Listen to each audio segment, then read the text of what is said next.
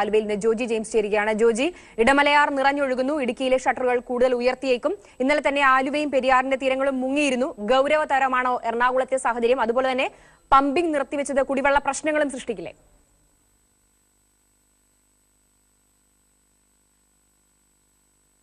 തീർച്ചയായും പാർവതി, ഗൗരവതരമായ സാഹചര്യത്തിലൂടെയാണ് ഇപ്പോൾ എറണാകുളം ജില്ല കടന്നുപോകുന്നത്.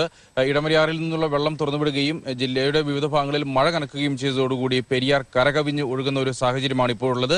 എന്നാൽ ജനങ്ങൾ ആശങ്കപ്പെടേണ്ട ഒരു സാഹചര്യം ഇല്ലെന്ന് ജില്ലാ ഭരണകൂടം അറിയിച്ചിട്ടുണ്ട്.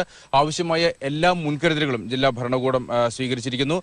സെക്കൻഡിൽ 6 ലക്ഷം ലിറ്റർ വെള്ളം വെച്ചാണ് പെരിയാറിലേക്ക് ഇടമലയാർ ഡാമിൽ നിന്ന് ഇപ്പോൾ എത്തിക്കൊണ്ടിരിക്കുന്നത്. ഇതിനു പുറമെ ഇടുക്കിയിൽ നിന്നുള്ള വെള്ളവും എത്തുന്നുണ്ട്. എന്നാൽ നിലവിലെ സാഹചര്യത്തിൽ ഇടുക്കിയെ അപേക്ഷിച്ച് ഇടമലയാറിൽ നിന്നുള്ള വെള്ളം വരുന്നതാണ് പെരിയാറിൽ ജലനിരപ്പ് ഉയരുന്നതിന് ഒരു കാരണമായിട്ടുള്ളത്.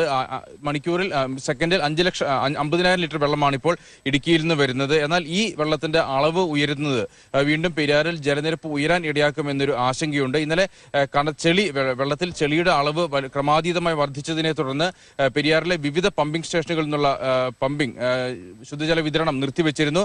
മാത്രവുമല്ല, ചില ശുദ്ധജല വിതരണ കേന്ദ്രങ്ങൾ വെള്ളത്തിനടിയിലാവുകയും ചെയ്തു. ഇത് തീർച്ചയായും ജില്ലയുടെ വിവിധ ഭാഗങ്ങളിൽ, പ്രത്യേകിച്ച് എറണാകുളം നഗരത്തെ കാര്യമായി തന്നെ ബാധിക്കും. പശ്ചിമ കൊച്ചി ഒഴികെ നഗരത്തിന്റെ പ്രധാന ഭാഗങ്ങളിലെല്ലാം തന്നെ ജലവിതരണം ഇന്ന് തടസ്സപ്പെടാൻ സാധ്യതയുണ്ട്. ഏതാനും ദിവസങ്ങളെടുക്കും പെരിയാറിലെ സ്ഥിതിഗതികൾ പൂർവ്വസ്ഥിതിയിലാകാൻ എന്നാണ് നമ്മൾ മനസ്സിലാക്കുന്നത്. മാത്രവുമല്ല, ഒരു മുൻകരുതൽ എന്ന നിലയ്ക്ക് വൈദ്യുത വകുപ്പ് പെരിയാറിന്റെ തീരത്തുള്ള മിക്ക പമ്പിംഗ് സ്റ്റേഷനുകളിലേക്കും ഉള്ള വൈദ്യുതി ബന്ധം വിച്ഛേദിച്ചിരിക്കുകയുമാണ്. ഏകദേശം 4 താലൂക്കുകളിലാണ് ഇപ്പോൾ ഈ മഴക്കെടുതികൾ, പെരിയാറിന്റെ തീരത്തുള്ള പെരിയാർ കടന്നു പോകുന്ന 4 താലൂക്കുകളിലാണ് ഇപ്പോൾ ഈ മഴക്കെടുതികൾ പ്രധാനമായും അനുഭവപ്പെടുന്നത്. കോതമംഗലം, കുന്നത്തുനാട്, ആലുവ, പറവൂർ താലൂക്കുകളിലാണ്.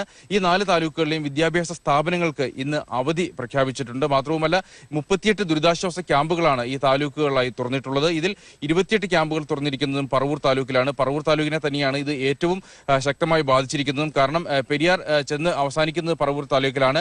ഇവിടെ പൊതുവെ താഴ്ന്ന പ്രദേശങ്ങളാണ്. വളരെ എളുപ്പത്തിൽ വെള്ളം കയറുന്നതും ഈ മേഖലകളിലാണ്. അതുകൊണ്ട് തന്നെ ഇവിടെയാണ് കൂടുതൽ ആളുകളെ മാറ്റിപ്പാർപ്പിക്കേണ്ടതായ ഒരു സാഹചര്യം ഉണ്ടായിരിക്കുന്നത്. സ്ഥിതിഗതികൾ വിലയിരുത്തുന്നതിന് ഇന്ന് 9:30 റവന്യൂ മന്ത്രി ഇ ചന്ദ്രശേഖരന്റെ അധ്യക്ഷതയിൽ ആലുവ മിനി സിവിൽ സ്റ്റേഷനിൽ അവലോകന യോഗം ചേരുന്നുണ്ട്. ഇതിൽ ഇതുവരെ സ്വീകരിച്ച നടപടികളും ഇനി സ്വീകരിക്കേണ്ടതായ നടപടികളും യോഗം വിലയിരുത്തും.